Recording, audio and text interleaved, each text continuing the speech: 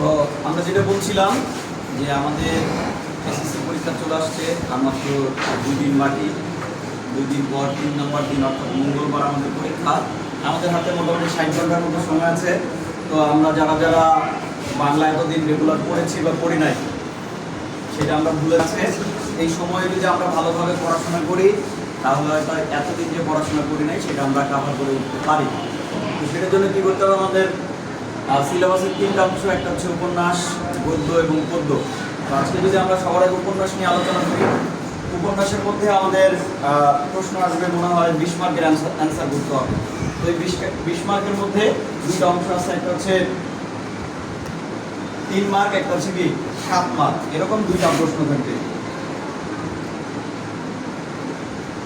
এরকম 2টা প্রশ্ন থাকে। তো এই 3 মার্ক এবং 7 মার্ক অ্যান্সার করার জন্য সবার আগে আমাকে কী করতে হবে, উপন্যাসটা ভালোভাবে করতে হবে। আমার মনে হয় না যে আমরা কেউ এতদিন ভালোভাবে উপন্যাসটা কমপ্লিট করেছি পরীক্ষার আগে। এই যে অনাগ্রহের কারণে, এই যে আমরা সারা বছর পড়ি না, এই কারণেই মূলত প্রায় সবার যারা বাংলা A+ পায় না তাদের সবারই এই বাংলার অনীহার কারণে মূলত বাংলা A+ আসে না বা পায় না। তো সেই জায়গা থেকে আমরাও হয়তো বা কমপ্লিট করতে পারি নাই, কিন্তু আমাদের কাছে যেহেতু 3 দিন সময় আছে বা 2 দিন সময় আছে, এই সময়ের মধ্যে আমরা চাইলে এটা কমপ্লিট করতে পারি। কিভাবে? সর্বপ্রথম হচ্ছে আমার যে উপন্যাসটা আছে, উপন্যাসের নাম কি? 71। লিখেছেন কে?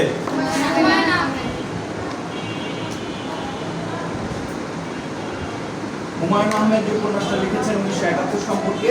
এই উপন্যাসটা আমরা লাইন বাই লাইন পড়ব এবং এমন কোনো তথ্য থাকবে না যে তথ্যটা আমার জানা থাকবে না। উপন্যাসের কয়টা চরিত্র আছে, কোন চরিত্রের বয়স কত, কোন চরিত্রের ভূমিকা কী ছিল, উপন্যাসের নায়ককে নায়িকাকে, ঘটনা কোথা থেকে শুরু হয়েছে, কোথায় গিয়ে শেষ হয়েছে, এই উপন্যাসের মধ্যে সবচেয়ে সাহসী চরিত্রকে, সবচেয়ে ভীরু চরিত্রকে এবং মোটামুটি সবগুলো চরিত্রকে বিশ্লেষণ করে করে আমরা পড়ব। এই পড়ার পরে আমরা আমাদের যাদের কাছে গাইড আছে বা নাই, সেখান থেকে আমরা প্রশ্নগুলা কি কি ধরনের প্রশ্ন আসে সেই প্রশ্নগুলো একটু যাচাই বাছাই করবো। আমরা যখন উপন্যাসটা পড়বো তখন নিশ্চয়ই আমাদের জানাই থাকবে যে ভিতরের ঘটনা কি। এখন আমার প্রশ্ন কি বহু ঘটনা লিখে দিতে বলবে যে অমুক তারিখ? হ্যাঁ, আরেকটা বিষয় সেটা হচ্ছে বিভিন্ন তারিখ নিয়ে উল্লেখ থাকতে পারে যে অমুক তারিখের ঘটনা, ওই তারিখ সহ মনে রাখতে হবে যে এত তারিখে কি ঘটনাটা ঘটেছিল, কোথায় গিয়ে কার সাথে দেখা হয়েছিল। এই বিষয়গুলো যখন আমরা জানব এবং প্রশ্ন অনুসারে বিশ্লেষণ করে পড়বো, তাহলে হয়তো আমরা কি করতে পারবো, ভালো একটা নাম্বার পাইতে পারবো। এই যে এখানে 20 মার্ক, এই 20 মার্কের মধ্যে ছোট প্রশ্ন আছে 2টা 3 মার্কের, 2টা বড় প্রশ্ন আছে কি 7 মার্কের। এখন এটার মধ্যে কিন্তু কোনো উদ্দীপক থাকবে না, থাকবে? যদি উদ্দীপক না থাকে তাহলে আমরা লিখবো কিভাবে, এটা একটা প্রশ্ন থেকে যায়। তো প্রশ্নটার অ্যান্সার হচ্ছে এই যে 3 মার্কের যে প্রশ্নগুলো আছে এটা আমরা খুব বেশি বড় করবো না, 1.5 পেজ 2 পেজের মধ্যে শেষ করে দিব। এবং 1.5 পেজ 2 পেজের মধ্যে কি কি লিখবো আমরা, এটা যখন আমরা উপন্যাসটা পড়বো এবং বিশ্লেষণ করতে যাব তখন দেখবেন যে আপনি অটোমেটিক্যালি বুঝে ফেলতেছেন যে আমার কি লিখতে হবে, কয় লাইন লিখতে হবে। মূল যে উত্তরটা চেয়েছে সেই উত্তরটাই আমরা লিখবো, কোনো বাড়তি কথা লিখবো না। এটা যদি আমার 1.5 পেজ হয় তাহলে 1.5 পেজ, যদি 2 পেজ হয় 2 পেজ। আবার কখনো যদি আরেকটু মূল ঘটনাটা বা মূল কাহিনীটা তুলে ধরার জন্য 3 পেজও লাগে, তাহলে আমরা কতটুকু লিখবো? 3 পেজই লিখবো। এরপরে একটা সমস্যার মধ্যে আমরা পড়তে পারি, যেমন 3 থেকে কিন্তু 2 পাওয়া অনেক ইজি। 3 মার্ক থেকে 2 মার্ক পাওয়া ইজি, মোটামুটি একটা ধারণা তুলে ধরতে পারলেই আমরা 3 থেকে 2 দিয়ে দিবে। কিন্তু এই 7 থেকে 6 বা 7 তোলা অনেক কঠিন। এমনিতেই বাংলা স্যারেরা নাম্বার কম দেয়। তো 6 থেকে 7 তোলার জন্য কি করতে হবে, আপনি কত পেজ লিখতেছেন সেটা খুব একটা বেশি ম্যাটার করে না। কি প্রশ্নটা করেছে সেই উত্তরটা প্রপারলি যাতে আমার খাতায় উঠে আসে সেটা আমাকে কি করতে হবে, ইনশিওর করতে হবে। যদি আমি এটা করতে পারি তাহলে কিন্তু এটা আমি 6 থেকে 7 পাইতে পারি, ঠিক আছে? এবং অবশ্যই গাইড দেখবেন, এতদিন তো গাইড খোলার সুযোগ হয় নাই, গাইডগুলো খুলে দেখবেন প্রশ্নগুলো কীভাবে অ্যান্সার করার চেষ্টা করছে।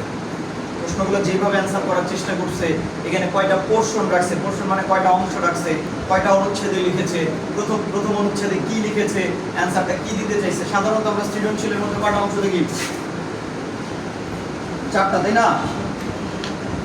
কয়ের মধ্যে কি জ্ঞান, ক্ষয়ের মধ্যে কি